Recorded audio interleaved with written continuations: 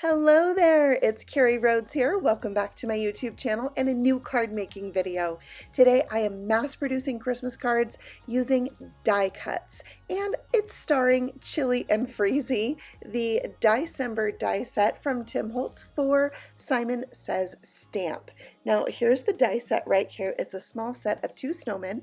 I'm also going to be using the stitched snowflake backdrop and the element stencils for Christmas from Stampers Anonymous. So I picked out some backgrounds I wanted to use that are gel press prints. You could use any backgrounds that you have on hand. You could create your own backgrounds. You could use patterned paper.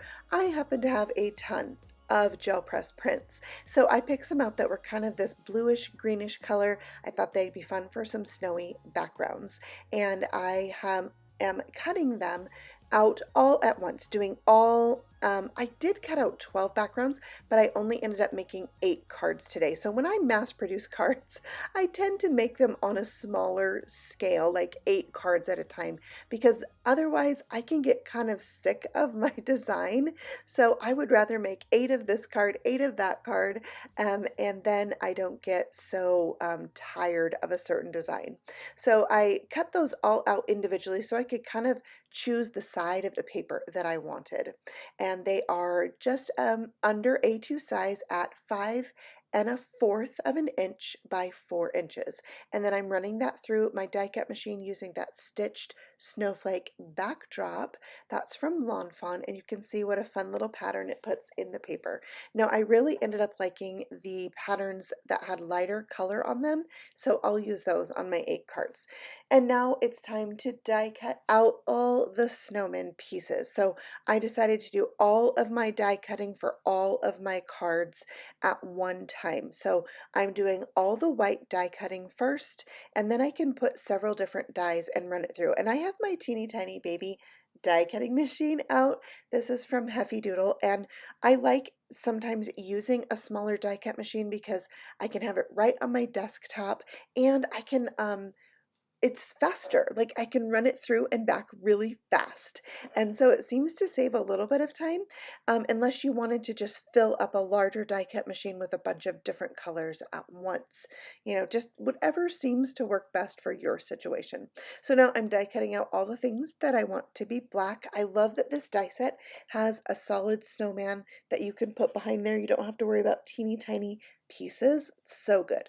So now I'm running through stuff that is red, then I'm doing my twig arms. I wish I would have done my twig arms and my carrot noses at the same time, because by the time I got to the orange noses, I was all done die cutting.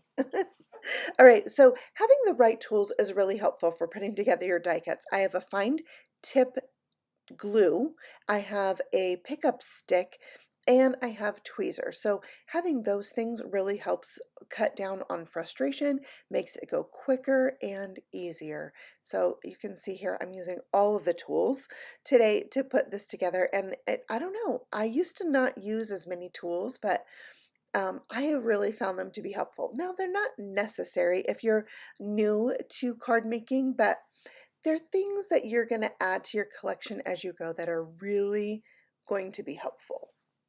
So for my snowman, I am using just red and white and green and white, but I will switch up the layers. So sometimes the base of my scarf will be white and the detail will be red, and the same for like the hat and the green scarf.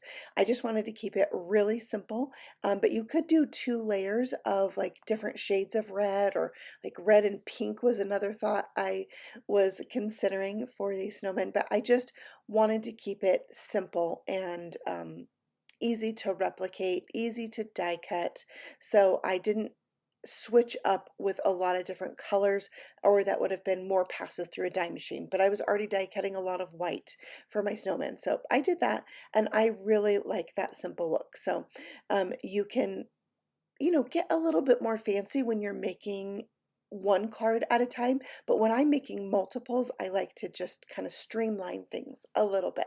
All right, so now I'm adding on the twig arms. I will tell you that I thought of not putting the twig arms on some of them because they're cute without them, but wow, the twig arms really give them so much character. So even though you'll see here in a moment, I did have some without the arms, I did go back and add them. Yeah, so there are my 8 sets of snowmen. I made a little bit of a mess, so I cleaned up, and then I'm going to add these all to a vellum circle that's about 3 3/4 of an inch big, and they are just so cute sitting on there. It gives it kind of an icy feel, the vellum. So there's all 8 of them ready to go, and then I just laid them down on a background and started gluing them in place, putting the glue only behind the snowman as I added them to my backgrounds. And I love how these are coming together. The backgrounds are so fun because each one is a little bit different because it's a gel press print, and I love that they're the same card, but they kind of have their own uniqueness. And another thing that gives them their own uniqueness is how their noses are facing, how their arms are situated, and I like that. All right, so now it's time to stencil. I was going to use this glitter paste from Fawn for my stenciling. I really wanted a little touch of glitter. I thought it would be a really fun look to have the sentiment just in glitter on there. However, when I pulled this off, I did not like it. You can really barely see it at all. So I decided to go with something different, and that's the Winter White Nuvo Glacier paste. This is the thing, and really, it's really quick to stencil this on. I kind of swiped it on one way, and then that was it.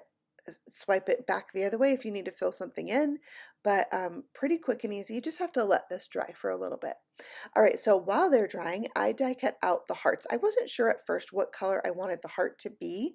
This heart is also from the Chili and Freezy die set, and I decided to go with red foil. Now, the Chili and Freezy die set was a limited edition die set. I'm not sure if they're still available at the time you're watching this video, but there's also TWIG and STUMP that's a larger version of snowmen with the same kind of look, so I'll link that for you as well if you like these snowmen. All right, so this is the one that had the glitter paste, and I didn't like it. I put the stencil down over the top of it once it was dry and put the glacier paste right over the top, and you totally cannot tell. It totally fixed it. All right, so there's all of my cards mounted to their card bases. I happen to already have some A2 size card bases cut and ready to go, and that saved me so much time too. So I'm just stamping my handmade by on the back to let the recipient know who made them, and then I have all 8 of them here for you to see, and you can just see how different they are because of the backgrounds. Now, if you're interested in what is gel press printmaking, I will put my playlist for gel press printing at the end of this video. You can check it out. I have a ton of gel press videos showing you how to actually make the prints. So that is at the end for you as well.